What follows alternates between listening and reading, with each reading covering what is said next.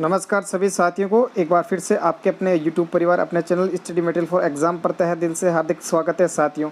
तो हम बात करने वाले हैं आज DLED BSTC प्रवेश प्रक्रिया प्रारंभ जो 2022 के लिए जो प्री DLED के एग्ज़ाम होने वाले साथियों, उनके बारे में हम विस्तार से बात करने वाले साथियों कि आप 12th के बाद एक शिक्षक कैसे बने।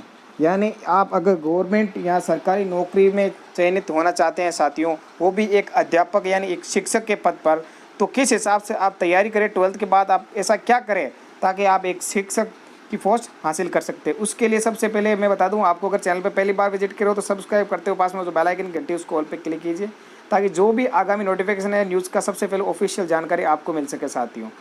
तो बिना टाइम वेस्ट किए आज की जानकारी स्टार्ट करते हैं कि साथियों BSTC के फॉर्म स्टार्ट हो गए कि नहीं हुए, कब से स्टार्ट आने वाले, आवेदन तिथि, योग्यता, फीस, कॉलेज और कट ऑफ को लेकर, एग्ज़ाम डेट को लेकर, एडमिट कार्ड को लेकर, उसकी चयनित प्रक्रिया यानी 12th के बाद से लेकर, और एक शिक्षक कैसे बने यानी एक टीचर कब कैसे बने, कब तक बनेगा, उसकी संपूर्ण जानकारी इस वीडियो में हम विस्तार से देखने वाले हैं।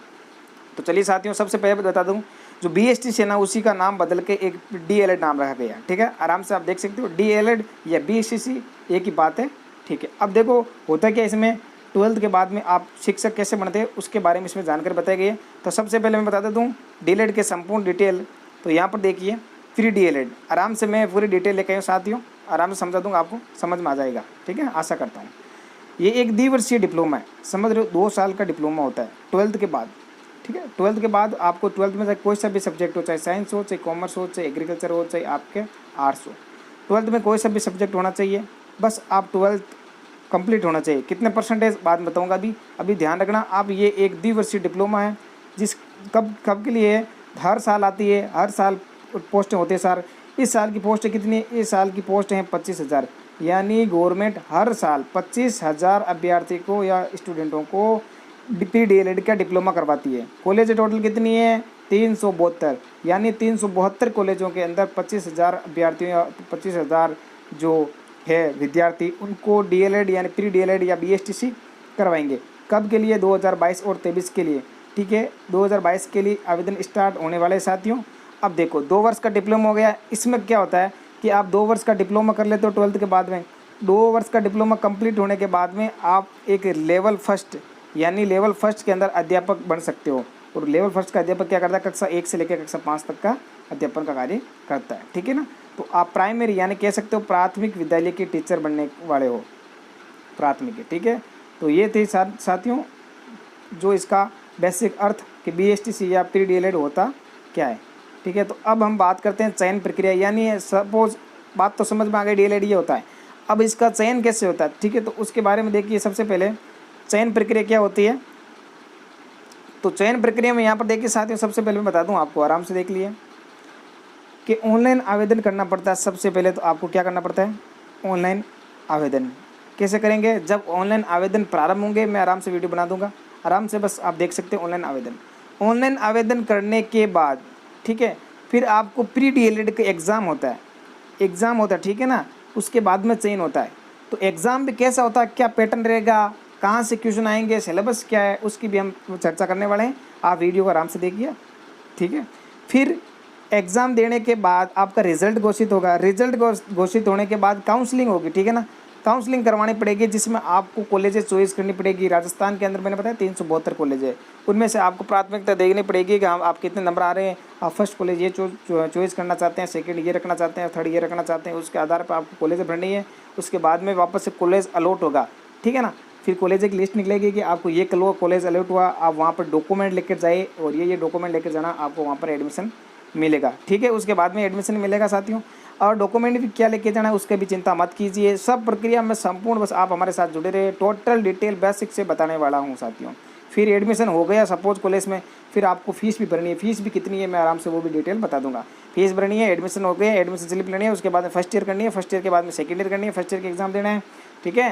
फिर सेकेंड ईयर के एग्ज़ाम देना है, सेकेंड ईयर एग्ज़ाम के बाद दोनों में आपको पता है इंटर्नशिप होती है, इसमें 28 दिन की होती है और उसमें सेकेंड ईयर में 96 दिन की इंटर्नशिप होती है, जिसमें आपको अपने जो गाँव की है कॉलेज जो स्कूल होती है ना, वहाँ स्कूल अलॉट होती है, वहाँ आपको प्रशिक्षण करना पड़ता है, ठीक है।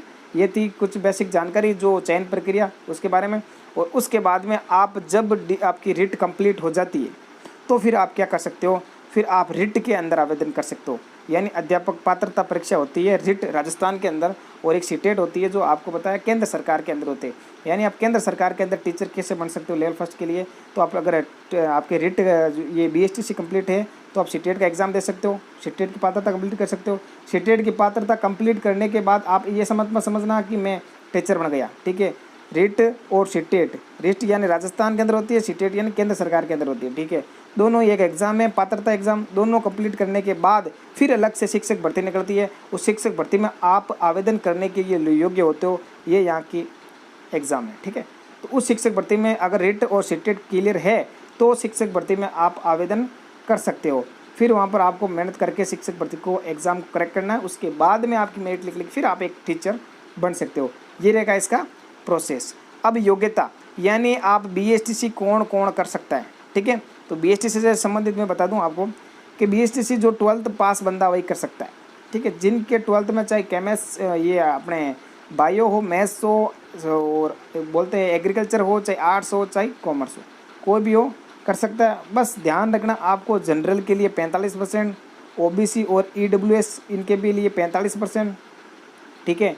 SC के लिए 45%, ST के लिए 45% और विधवा और विकलांगों के लिए 45% 12th पास आउट होना चाहिए, तभी आप इसके अंदर आवेदन कर सकते हो, ठीक है। उसके अलावा बात करें ऑनलाइन आवेदन की, तो साथियों फ़िलहाल अभी ऑफिशियल कोई जानकारी नहीं है, ओनली फॉर एक न्यूज़ के माध्यम से हम बताएंगे आपको कि इसके जो माना जा रहा है संभावना है अगस्त के सेकेंड वीक में इसके जो आवेदन है वो प्रारंभ किए जाएंगे, ठीक है। आवेदन फीस वगैरह जो ऑफिशियल जब नोटिफिकेशन आएगा तब मैं आराम से विस्तार से आपको बता दूंगा कि इसकी आवेदन फीस ये है, इससे ये डॉक्यूमेंट चाहिए आपको, इस हिसाब से आवेदन करना है, ठीक है, अकॉर्डिंग टू पॉइंट। अब देखिए आपको अगस्त सेकेंड के अंदर वीक के अंदर इसके जो ऑनलाइन आवेदन हो जाएंगे। उसके बाद में जब एडमिट कार्ड की बात करें, जो आवेदन करने के बाद बस आपको प्रिपरेशन करनी है उसकी एग्ज़ाम की, और एग्ज़ाम से पहले जो एडमिट कार्ड जारी कब होंगे, वो परीक्षा से एक सप्ताह पहले यानी एक वीक पहले उसके जो एडमिट कार्ड है वो जारी कर दिए जाएंगे अकॉर्डिंग। उसके बाद में देखिए एग्ज़ाम डेट की बात करें तो फिलहाल संभावना यही बताई गई है, जो इसके एग्ज़ाम डेट है वो समथिंग यानी सितंबर मान के चलो आप, संभावना बताइए सितंबर के समथिंग एग्ज़ाम होने की संभावना है। यानी हर साल तो मई की समथिंग होती है, इस बार जो कोरोना की जो लास्ट आया था 2020 के अंदर, उसकी देखते हुए थोड़ा इधर उधर हो गया, ठीक है। तो 2 साल का जो टाइम राउंड है वो अलग सा महसूस आई थी, तो एग्ज़ाम देखिए सितंबर में। और फिर हम बात करते हैं यहाँ पर देख लो सिलेबस के, सिलेबस क्या रहने वाला है। तो सिलेबस की विस्तार से चर्चा करते हैं, आराम से देखो, आराम से समझ में आ जाएगा सिलेबस, ठीक है। तो यहाँ पर सबसे देखो समझना सिलेबस को। सिलेबस देखो सबसे पहले सिलेबस के 4 पार्ट है। कितने पार्ट है? 4 पार्ट। ए पार्ट जिसमें 50% किसके आते हैं? सामान्य बुद्धिमत्ता। सामान्य बुद्धिमत्ता के आते हैं यानी रीजनिंग जैसे क्वेश्चन है, टोटल 50 क्वेश्चन आते हैं, जिसके एक क्वेश्चन के 3 नंबर है, तो बोले तो 50 मतलब 150 अंक हो गए, ठीक है। तो 150 नंबर की आती है रीजनिंग या सामान्य बुद्धिमत्ता। फिर सामान्य ज्ञान जिसमें राजस्थान का जीके आते हैं, ये भी 50 क्वेश्चन है, जो कि आपके 3 नंबर का एक क्वेश्चन, और कुल मिला के यहाँ पर आपको 150 नंबर मिलने वाले यानी 150 अंक मिलने वाले। फिर हम बात करते हैं शिक्षण अभिक्षमता। शिक्षण अभिक्षमता यानी जो आपके पढ़ाने की जो एक्टिविटी होते हैं या टीचर के अंदर क्या नेचर क्या गुण होने चाहिए, ठीक है, टीचर के प्रति जो अभिप्रायता होती है, तो वो है शिक्षण अभिक्षमता, जिसे आप मनोविज्ञान कह सकते हो। उसके 50 क्वेश्चन आते हैं साथियों, वो भी आपके कितने, एक क्वेश्चन 3 नंबर का, तो आपके 150 अंक का होने वाला है, ठीक है। फिर आपके पार्ट डी, इसमें 2 सब्जेक्ट होता है, एक तो होता है इंग्लिश कंपलसरी है, उसके 20 क्वेश्चन इंटू 3 कर लो आप, तो 60 नंबर के ये हो गए। फिर आती है हिंदी और इंग्लिश, जिनके सामान्य से तो वो हिंदी एग्जाम देंगे, जिनकी स्पेशल है जो अलग से सब्जेक्ट संस्कृत, वो संस्कृत का एग्जाम देंगे, ठीक है। तो इनमें ऑप्शनल है, ठीक है, आप चॉइस कर सकते हो अपनी इच्छा से, जब फार्म भरो आपको क्या जो डिसाइड है। जिनके संस्कृत सब्जेक्ट है तो संस्कृत देंगे, तो सामान्य से वो हिंदी का एग्जाम देंगे। तो 30 क्वेश्चन इनके आने वाले इंटू 30 कर लो, और ये कितने वाले हैं? 90 नंबर के, ठीक है। तो ये बात समझ गए। टोटल क्वेश्चन है 200, टोटल नंबर मिलने वाला 600, ठीक है। तो 600 अंक का ये पेपर होने वाला है, और ये आने वाले हैं कुल 200, आप कह सकते हो 200%। नेगेटिव मार्किंग, कुछ भी नेगेटिव मार्किंग नहीं है, आपको 200 के 200 पूरे परसेंट करने हैं, चाहे आ रहे हो चाहे नहीं आ रहे हो, क्वेश्चन एक भी नहीं छोड़ना है। पूरा का पूरा जो MCQ आधार पर होने वाला यानी ऑब्जेक्टिव क्वेश्चन है, ठीक है, किसी प्रकार ABCD के माध्यम से, और ऑफलाइन एग्जाम होने वाला है। और उसके बाद में हम बात करते हैं साथियों, देखिए आगे टाइम की बात कर ले तो टाइम देखिए यहाँ पर आपको मिलने वाला है 3 घंटे, यानी एग्ज़ाम में आपको 3 घंटे का टाइम मिलेगा, ठीक है। तो 3 घंटे का टाइम मिलेगा, उसमें 3 घंटे में आपको ये पूरा का पूरा पेपर करना है। अब थोड़ा सा देख लेते हैं, जैसे 2021 की कट ऑफ समथिंग कितनी रही थी, तो उस हिसाब से आपको देख लेना कि कितने नंबर चाहिए, ठीक है।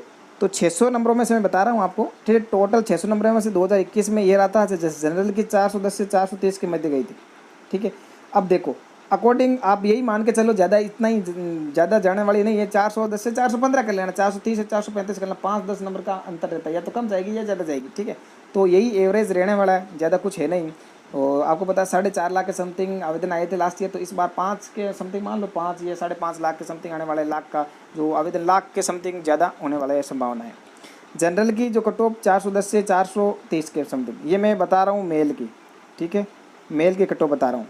अगर आप फीमेल की चेक नहीं तो इससे 5 या 10 नंबर कम कर सकते हो, उसके अकॉर्डिंग आप संभावना, ठीक है। EWS की 380 से 415 के समथिंग, और 380 से OBC की बता दें, 380 से लगा के 415 के बीच में कट ऑफ ये OBC की।